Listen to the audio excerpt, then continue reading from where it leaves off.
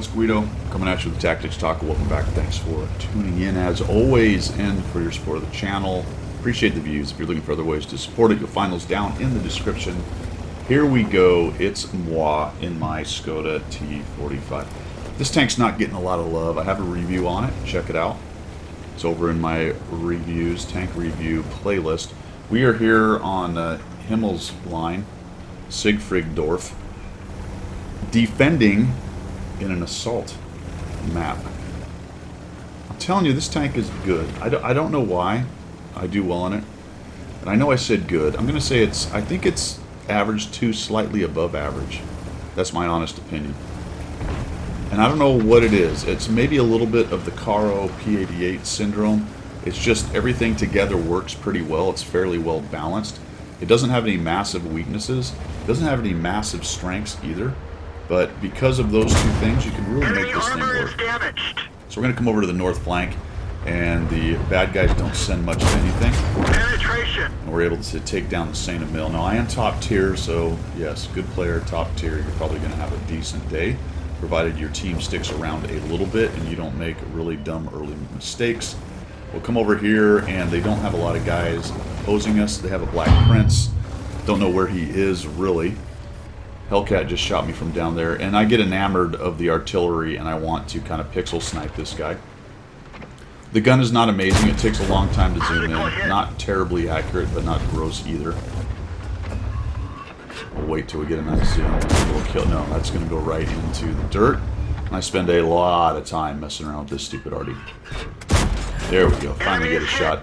It does have a relatively low alpha. You see that I rolled a 202. It's only a 220 alpha gun, which is disappointing. I really think it should be a 240. It is not. We're trying to get rid of the arty. Now we've got the Hellcat over here. And we're just going to do heavy things that heavies can do. We bounce off the mantlet of a Hellcat. That is disappointing. But we'll get in here somewhere where we don't have to deal with the mantlet. I'll just go ahead and thump it right through. I might even hit the mantlet on that one, but I got the gun. 234, decent roll. The Hellcat cannot get away. And now we're going to flex back into the city. I had a lot of help over here. We just gunned down everything. This is a pretty standard way to win this map. They did filter through in the south. That can be a problem, but we've won the north, so we haven't lost both flanks, and now everybody is coming back into the city. And we haven't lost the city, which is another important thing on winning this map. If you can clear a flank out, and really this applies to both sides, attack and defense. If you can clear a flank out and get a foothold in the city, either maintain one on defense or get one on offense, you can usually do pretty well. So they've kind of moved into the city, so it's a bit neutral here, but we do have an advantage in hit points. We do have an advantage in the number of tanks, and we're just starting to increase it. This is the part of the game where the avalanche begins. Put a shot into that guy there. There's a 12T way in the back. The P43 BIS is coming in behind. Drop this guy down, and you know that snowball effect starts to happen, and it's pretty much all over. But the shouting coming in here and starting to work in behind guys. We'll go ahead and see if we can get rid of their tier 7 heavies. These are the two most dangerous tanks minus the Tiger. They're left in the camp. Take him down. Now there's a Black Prince who gets turned around on me. I bounced that shot into the side and back out. I do want to avoid getting pinned down with his little machine gun. I'm really hoping somebody will move in behind him. That'd be really cool if you can do that. Now I am in a bit of a sandwich, so I don't really want to sit there and get hit from multiple directions. We'll back out, cover up from the guys that are out there in the field, and we'll just take on the Black Prince. Looks like I got a little help behind me now, and this guy's now in trouble. Inside the turret. He's backing out, looking to get some help from his guns. Push in here. They killed our driver. We're covering his Put position, him but down not just very well. about 30 hit points, and there he goes. And I wanted to show this, you know, because some of you will be thinking about from ranked whether you want to pick up this tank. There's a lot of data out there about how it's terrible. I don't know, man. I had a good time with it. It worked well. And one of the things I think, and I'm starting to formulate this theory a little bit, and I don't think it's a terribly amazing or brand new thing, really. But tanks that just can continually shoot with a good enough alpha to shred off a decent amount of hit points. 220 is good enough. It'd be nice if it was 240. But tanks that can just shoot and shoot and shoot and shoot, and either have mobility or some kind of armor to keep them in the game. One of those two things. Both would be nice, but you can't always have both. They tend to be quite good in this game, actually. If you are a player who knows what W does. Right? You get in there, you fire, you fire, you fire. You know how to create shots. If you know how to get to and create shots in this game, and you have a tank that can fire a lot, has decent armor to keep you in the game, or mobility to do the same. Both are better, but either one of those. You can actually do pretty well, despite the fact that the rest of the tank doesn't look good. You need enough accuracy to do something. You don't want derp accuracy like potentially a Target unlocked. like a KV2 or something like that. But this tank has that accuracy. Enemy armor is good enough. destroyed. And this whole replay has just been me driving around shooting. Right? Just one shot after another. It has one of the fastest reloads, other than the Black Prince in the game. And the Black Prince's problem, you might look at that and go, well, the Black Prince is kind of the recipe Guido's talking about, but it's very, very slow. This thing's not fast, but it's not Black Prince slow.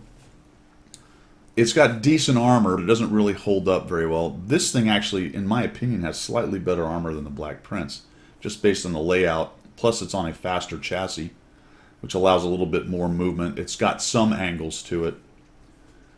So, useful-wise in the game, the reality is that this and the Caro they're not better armored as in thickness. They're just a better armored vehicle. Like, the whole package works better than a Black Prince. And the Black Prince goes pew, pew, pew, pew, but it's got a really, really low alpha. Right? So it's on the other end of the spectrum. This thing and the Caro is very similar, and I like it for very similar reasons. Pretty good armor layout that works in the game. Good enough gun that you can get things done. The Caro's nicer because it's a bit faster, but it shoots a little bit slower. But it's the same idea. They can both get shots down range, and they just work in the game. They do. The way the game is played, if you're an aggressive player, these tanks work. I would say if you're a very passive player or more of a sniper hanging back player, not many tanks like this that are slow and don't have really accurate guns are going to please you very much. You may consider them bad, but in a case like this, and granted, this was a same tier, and I did have some tier. Did I have any tier 6s to beat up, or were we all 7s in here? I think we were all 7s. This was a straight tier 7. No, there were 6s. We had tier 6s to beat up. So granted, that's part of this. But every game's not going to be bottom tier. And even bottom tier in this thing, with the heat, I found ways to be effective. You're not dominant, but why would you be? You're 2 tiers down. I just found that the tank worked. And I talked about the reasons. I think they're valid reasons. I think you'll like this if you pick it up.